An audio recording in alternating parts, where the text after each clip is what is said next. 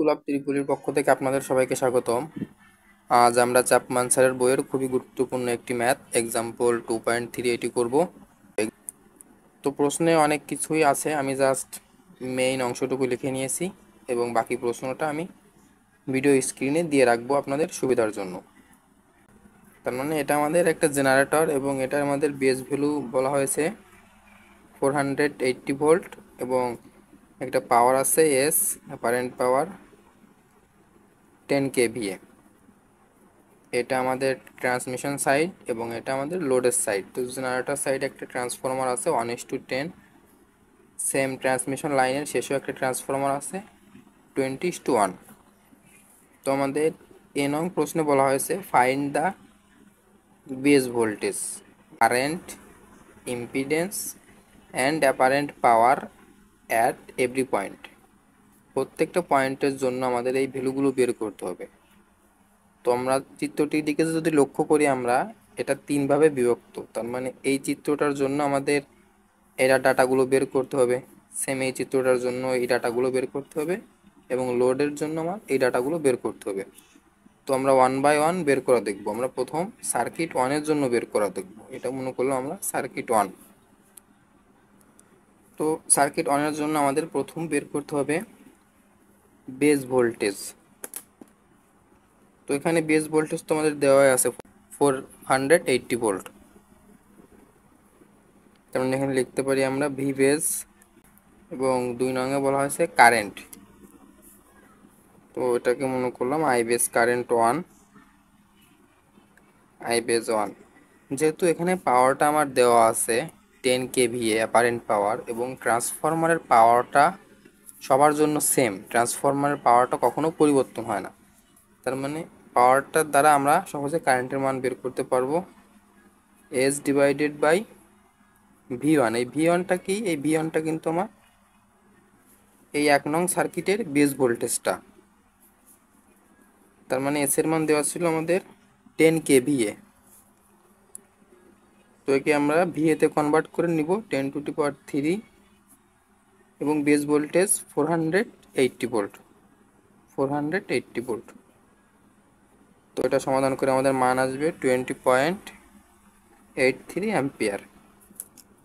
এবং বলা হয়েছে ইম্পিডেন্স মানে Z, Z1 impedance equal V by I. তাহলে ভি বেস বাই আই বেজের মান তো আমরা বের করছি, আই বেজ 1। তো এখানে ভি বেজের মান কত ছিল 480 এবং আই বেজের মান ছিল 20.83, 23.04 ওহম। আরেকটি বলেছে অ্যাপারেন্ট পাওয়ারের মান বের করতে, অ্যাপারেন্ট পাওয়ার। তার মানে ট্রান্সফরমারের যে অ্যাপারেন্ট পাওয়ার, এই পাওয়ারটা তো আমার সবার জন্য সেম, মানে এইটার জন্য যে অ্যাপারেন্ট পাওয়ার, এইটার জন্য যে অ্যাপারেন্ট পাওয়ার, এইটার জন্য সেম অ্যাপারেন্ট পাওয়ার। তার মানে ট্রান্সফরমারের পাওয়ারটা কখনো চেঞ্জ হয় না। তাহলে এস ইকুয়াল 10 kVA। তার মানে সার্কিট ওয়ানের জন্য আমাদের যে যে ডাটাগুলো বের করতে বলা হয়েছিল আমরা বের করে নিয়েছি, জাস্ট এইগুলো। এখন এই ট্রান্সমিশন সাইডে যদি আমরা লক্ষ্য করি, এই ট্রান্সমিশন সাইডেও আমাদের সেম ডাটাগুলো বের করতে হবে। তো এখানে প্রথম আমাদের বের করতে হবে বেস ভোল্টেজ, এই ট্রান্সমিশন সাইডের বেস ভোল্টেজটা কত। তো ট্রান্সমিশন সাইডের আমরা দেখতে পাচ্ছি টার্ন রেশিও আমাদের দেওয়া আছে N1 N2। তার মানে এই জেনারেটরটা প্রাইমারিতে আমার লো ভোল্টেজ এবং সেকেন্ডারিতে হাই ভোল্টেজ 1:10, মানে এটা একটা স্টেপ আপ ট্রান্সফরমার। তো আমরা একটা ফর্মুলা জানি V1 by V2 equal N1 divided by N2 equal I2 divided by I1 equal A। তার মানে এখানে কি কি দেওয়া আছে আমরা যদি একটু লক্ষ্য করি, আমরা দেখতে পাচ্ছি N1, এটা মনে করলাম আমরা N1 এবং N2। তার মানে টার্ন রেশিও আমাদের দেওয়া আছে N1 N2 দেওয়া আছে এবং এখানকার ভোল্টেজের মানও দেওয়া আছে V1। তার মানে সহজে এখান থেকে আমরা V2 মানটা বের করতে পারবো, V1 divided by V2 equal N1 divided by N2। তোমরা বের করবো V2। V2 মানেই তো এই ট্রান্সমিশন সাইডের আমার বেস ভোল্টেজ। তার মানে এখানে লিখি আমরা V base 2 v1 into n2 divided by n1। তো v1টা কি? v1টা হচ্ছে আমার জেনারেটর সাইডের base voltage 480 volt, 480 volt into turn ratio n2। তো এখানে টার্ন রেশিও কত? এটাকে যদি আমরা n2 নেই এবং এই প্রান্তটা আমার n1 টার্ন রেশিও, তার মানে n2 টার্ন রেশিও মানে 10 divided by n1। n1 turn ratio, primary turn ratio কত? 1। তার মানে এখান থেকে আমাদের বেস ভোল্টেজ আসবে 4800 ভোল্ট। এটা ছিল আমাদের বেস ভোল্টেজ, এবং এখন কারেন্টের মানটা বের করতে হবে। আই বেস 2 কারেন্ট, যেহেতু ট্রান্সফরমারের পাওয়ারটা সেম সব সার্কিটের জন্যই, তার মানে আমাদের ভোল্টেজের মানটা ওখান থেকে জানা, তার মানে আমরা কারেন্টের মান তো বের করতে পারবো এস ডিভাইডেড বাই ভি2। তো এস এর মান ছিল 10 kVA, তো এটাকে জাস্ট আমরা ভিএতে কনভার্ট করে নিব, 10 ইন্টু 10⁻³ ডিভাইডেড বাই 4800। তো এখান থেকে আমাদের আই2 মান আসবে 2.08 অ্যাম্পিয়ার। তখন আমরা ইম্পিডেন্সের মানটা বের করে দেখি। ইম্পিডেন্স জেড, এখান থেকে তো সব ভ্যালুগুলোই আমাদের জানা। Z Z equal V by I. তো এখানকার ভোল্টেজ তো আমাদের জানা 4800 ডিভাইডেড বাই আই এর মান 2.08। তার মানে ইম্পিডেন্সের মান আসবে 2307.7 ওহম। তো ওহম, এবং আরেকটি মান বের করতে বলেছে অ্যাপারেন্ট পাওয়ার। তো আমি তো প্রথমেই বলেছিলাম যে ট্রান্সফরমারের পাওয়ারটা কখনো চেঞ্জ হয় না, পাওয়ারটা সেম থাকে। তখন অ্যাপারেন্ট পাওয়ারটা সবার জন্য সেম, 10 kVA। 10 kVA। তো এখন আমরা এই লোডের জন্য দেখব। লোডের আমরা বেস ভোল্টেজটা বের করব, কারেন্টটা বের করব, ইম্পিডেন্সটা বের করব, এবং অ্যাপারেন্ট পাওয়ারটা বের করব। সেম ফর্মুলাটা যদি আমরা আবার একটু লিখে নিই, v1 divided by v2 equal n1 divided by n2 equal i2 divided by i1 equal a। তার মানে এইখানে যে আমরা v1 বা v2 লিখছি, এবং এখানে যে v1 v2 লিখছি, এটা কিন্তু আলাদা আলাদা। তার মানে এখানকার v1 ছিল আলাদা, এখানকার v1 আলাদা। যদিও আমরা প্রাইম দিয়ে লিখতে পারি, হিসাবের সুবিধার জন্য যদি আমরা প্রাইম দিয়ে লিখি v1 প্রাইম v2 প্রাইম, তাহলে প্রাইম দিয়ে লিখলে সহজ হবে এই বিষয়টা। তো এখান থেকে বের করব আমরা v2 প্রাইমের মান। তাহলে v2 prime equal v1 prime into n2 prime divided by n1 prime.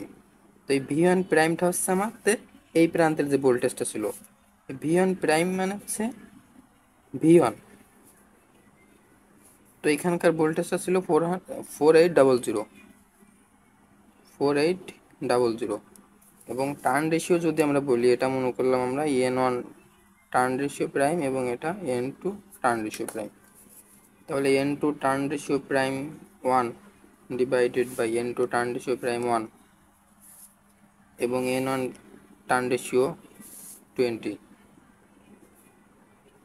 তার মানে এখান থেকে আমাদের ভ্যালু আসবে 240 ভোল্ট। তো এটা আমাদের বেস ভোল্টেজ, এবং এখন বলেছে কারেন্টটা বের করতে। কারেন্ট আই, এটাকে মনে করলাম আই বেস 3। যেহেতু আমরা 3 নং সার্কিট নিয়ে কাজ করতেছি, যার কারণে i3 দ্বারা রিপ্রেজেন্ট করলাম। এস, যেহেতু পাওয়ারটা same, S divided by v2 prime. তো এস এর মান ছিল 10 kVA, একে আমরা ভিএতে কনভার্ট করে নিব, 10 into 10⁻³ divided by 240।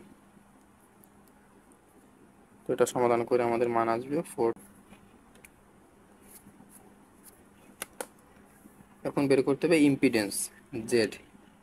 Z equal V by I, তার মানে v2 prime divided by I base 3 I base 3। V2 প্রাইমের মান কত ছিল 240, আই বেস 3 41.67। তো এখান থেকে আমাদের মান আসবে 5.76 ওহম। এবং শেষ আরেকটি বের করতে বলা হয়েছিল আমাদের অ্যাপারেন্ট পাওয়ার এস। তো অ্যাপারেন্ট পাওয়ার তো আমাদের সবার জন্য সেম 10 kVA। তেমনি ট্রান্সফরমারের পাওয়ার তো কখনো চেঞ্জ হয় না, এই পাওয়ারটা সবার জন্য সেম। তার মানে অ্যাপারেন্ট পাওয়ারটা তিনটে সার্কিটের জন্যই আমাদের সেম থাকবে। তো দেখেন নম্বর প্রশ্নে আমাদের প্রত্যেকটা সার্কিটের জন্য আমাদের base voltage, base current, base impedance এবং অ্যাপারেন্ট পাওয়ারটা বের করছিলাম। নম্বর প্রশ্নে বলা হয়েছে convert this system to its per unit equivalent circuit. তার মানে এখন এটাকে আমাদের পার ইউনিট ইকুইভ্যালেন্ট সার্কিটে কনভার্ট করতে হবে। তো পার ইউনিট জিনিসটা হচ্ছে কোনো কিছুর অ্যাকচুয়াল ভ্যালু ডিভাইডেড বাই তার বেস ভ্যালু। তো আমরা প্রথম যদি আমরা জেনারেটর সাইডের পার ইউনিটটা বের করে দেখি, তো জেনারেটর এটা ছিল আমাদের জেনারেটর সাইড। তো জেনারেটর পার ইউনিটটাকে আমরা ভিজি দ্বারা রিপ্রেজেন্ট করলাম, জিতে জেনারেটর পার ইউনিট। তো পার ইউনিট মানে কি ছিল আমাদের actual value divided by base value. তার মানে যেহেতু আমরা ভোল্টেজ বের করব, জেনারেটরের ভোল্টেজটা আমরা বের করব, জেনারেটরের অ্যাকচুয়াল ভোল্টেজ ছিল 480 এবং এটি ছিল আমাদের বেস ভোল্টেজ। তো অ্যাকচুয়াল ছিল 480 ডিভাইডেড বাই বেস ছিল 480 ভোল্ট। তার মানে এখান থেকে আমাদের ভ্যালু আসবে 1 পার ইউনিট প্রত্যেকটা পয়েন্টের জন্য। এটা ছিল আমাদের জেনারেটরের পার ইউনিট। এখন আমাদের এই ট্রান্সমিশন লাইনের পার ইউনিট বের করতে হবে। তো ট্রান্সমিশন লাইনের পার ইউনিটটাকে আমরা জেড লাইন পার ইউনিট। তো পার ইউনিট তো আমি প্রথমে বলছিলাম actual value divided by base value. তো ট্রান্সমিশন লাইনের অ্যাকচুয়াল ভ্যালু কত আছে 20 প্লাস জে 60। এটা ছিল আমাদের অ্যাকচুয়াল এবং আমরা এর একটা বেস ভ্যালু বের করছিলাম, ইম্পিডেন্সের বেস ভ্যালু। ইম্পিডেন্সের বেস ভ্যালুটা বের করছিলাম আমরা নং প্রশ্ন হতে। তো আমরা নং হতে এখানে আমাদের একটা বেস ইম্পিডেন্স আমরা বের করছিলাম রিজন 2। আমরা রিজন 2তে যদি আমরা দেখি আমাদের বেস ইম্পিডেন্সটা এখন যদি আমরা লিখে নেই 2307.7। তো এটা সমাধান করে নেব। এখন আমাদের লোডের পার ইউনিট লোডটা বের করতে হবে। তো পার ইউনিট লোড, তাহলে জেডের অ্যাকচুয়াল লোড কত ছিল? জেডের অ্যাকচুয়াল লোড ছিল 10∠30 এবং আমরা নং থেকে আমরা জেডের বেস ভোল্টেজটা আমরা বের করেছিলাম, জেডের বেস ইম্পিডেন্সের বেস। তো জেডের বেস ছিল আমাদের 5.76। তো এখানে যদি আমরা লিখে নেই 5.76, তো ∠30। এটা ছিল আমাদের নং প্রশ্নের সমাধান। এখন আমাদের এখানকার যে তিনটা চিত্র ছিল আমাদের, এখন আমাদের বলছে convert this system it's per unit. এখন এই চিত্রটাকে আমরা একটা চিত্রতে কনভার্ট করে নিয়ে আসতে পারি, যেহেতু পার ইউনিট আমাদের ভোল্টেজ, ইম্পিডেন্স এবং লোড। তার মানে চিত্রটা যদি আমরা অঙ্কন করে নেই, তো দেখেন এটা হচ্ছে আমাদের জেনারেটর সাইড, এটুকুন হচ্ছে আমাদের জেনারেটর সাইড। তো জেনারেটর পার ইউনিট ভোল্টেজ হচ্ছে 1 পার ইউনিট এবং এটুকুন হচ্ছে ট্রান্সমিশন লাইনের পার ইউনিট। তো ট্রান্সমিশন লাইনের আর এর মান ছিল 0.00867 পার ইউনিট এবং রিঅ্যাক্টিভ পার্টের অংশ ছিল যে 0.026 পার ইউনিট এবং এটা হচ্ছে আমাদের লোডের সাইড লোড।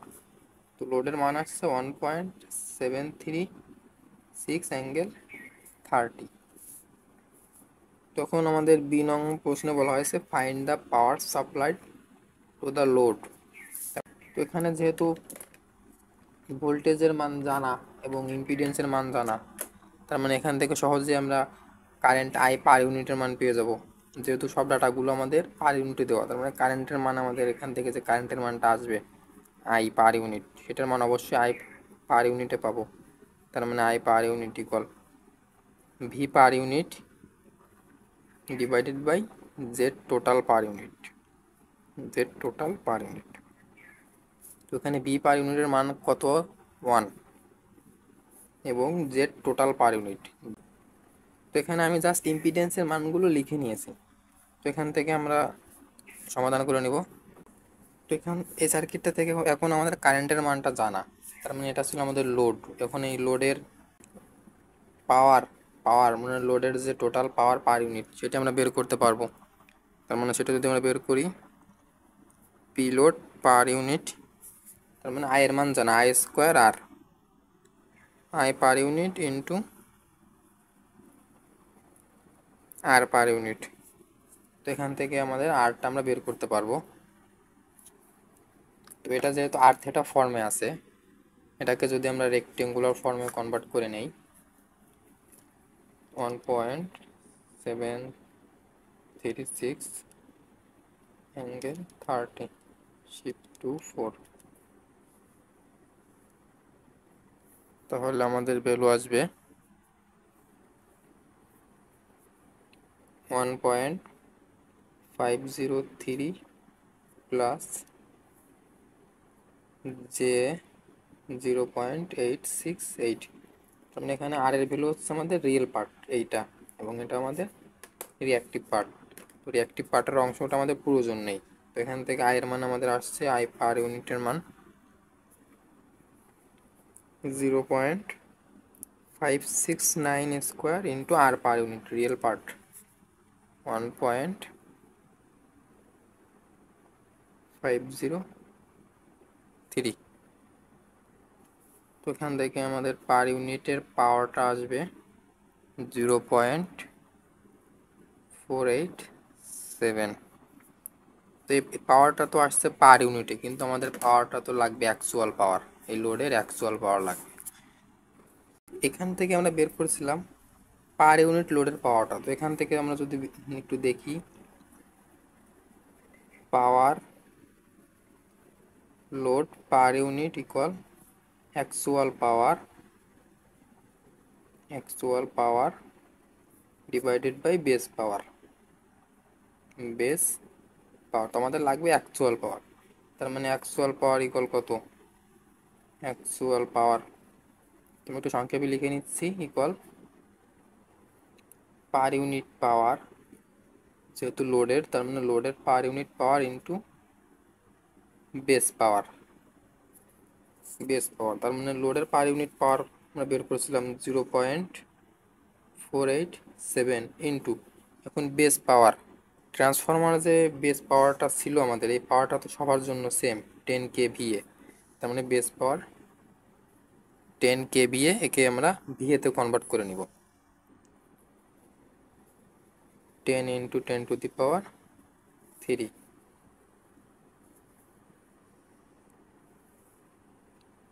4807 ওয়াট। তো এটি ছিল আমাদের অ্যাকচুয়াল পাওয়ার, লোডের অ্যাকচুয়াল পাওয়ার। এবং আমাদের আরেকটি প্রশ্ন বাকি আছে আমাদের। দেখেন ডি নং প্রশ্ন বলা হয়েছিল find the power lost of transmission line. তো ট্রান্সমিশন লাইনের পাওয়ার লসটা বের করতে হবে, এটা ছিল আমাদের ট্রান্সমিশন লাইন। তো প্রথমে আমরা পার ইউনিট পাওয়ারটা বের করে দেখি, তাহলে তো আমরা অ্যাকচুয়াল পাওয়ারটা পেয়ে যাব। তো per unit power of transmission line তো সেম, এখান থেকে যে কারেন্টটা প্রবাহিত হচ্ছে আমার আই পার ইউনিট যে কারেন্টটা, এবং পার ইউনিট রেজিস্টার দিলেই তো আমাদের পার ইউনিট পাওয়ার লসটা আমরা পেয়ে যাব। তার মানে লিখতে পারি I per unit square into R per unit, এটা ট্রান্সমিশন লাইনের পার ইউনিট। তো এখান থেকে আই পার ইউনিটের মান আসছিল 0.569, 0.569 স্কোয়ার ইন্টু ট্রান্সমিশন লাইনের আর পার ইউনিট ছিল 0.00867, 0.00867। 0.0028। তো এটা হচ্ছে আমাদের পার ইউনিটের পাওয়ার। তোমাদের তো লাগবে অ্যাকচুয়াল পাওয়ার। তো সেম আগেরটার মতোই, তার মানে অ্যাকচুয়াল পাওয়ার। তো পি অ্যাকচুয়াল লাইন, তার মানে পি লাইনের per unit into base power, তার মানে এস বেস। তো পি লাইনের পার ইউনিট পি লাইনের পার ইউনিট আমাদের আসছে এটা 0.0028, এবং এস বেসের মান তো আমাদের সেমই ছিল 10 kVA। তো একে আমরা ভিএতে কনভার্ট করে নেব, 10 × 10⁻³ 28 ওয়াট। তো আমাদের ভিডিওটি আজকে এই পর্যন্তই। ভিডিওটি ভালো লাগলে একটি লাইক দিবেন এবং ইংলিশে রাইটারের ধারাবাহিক ম্যাথের সমাধান পেতে আমাদের চ্যানেলটি সাবস্ক্রাইব করে রাখবেন। ধন্যবাদ সবাইকে।